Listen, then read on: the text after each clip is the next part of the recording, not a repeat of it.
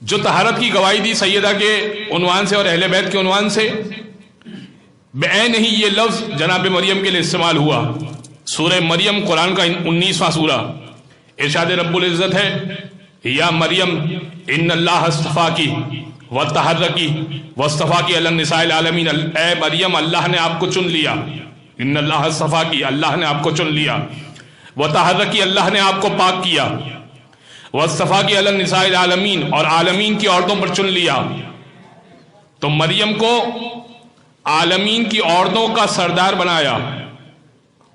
اب ایک مرتبہ اللہ کے رسول کے پاس ایک شخص آیا، اس نے کہا کہ آپ اکثر فرماتے رہتے ہیں فاطمہ تو سیدۃ النساء العالمین، فاطمہ عالمین کی عورتوں کی سردار ہیں، اور قرآن یہ کہہ رہا ہے کہ مریم کو اللہ نے عالمین کی عورتوں کی سردار بنایا ہے۔ توجہ رکھیے گا، آپ یہ کہتے ہیں کہ فاطمہ عورتوں کی سردار ہے، قرآن یہ کہتا ہے کہ مریم عورتوں کی سردار ہیں، تو یہ دو مختلف باتیں کیوں ہیں؟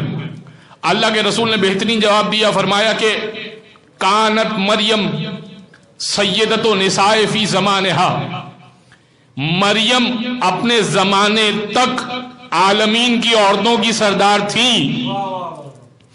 اما ابنتی فاطمہ فہو سیدۃ نساء العالمین من الاولین والآخرین، میری بیٹی فاطمہ اولین سے لے کر آخرین تک تمام عورتوں کی سردار ہے۔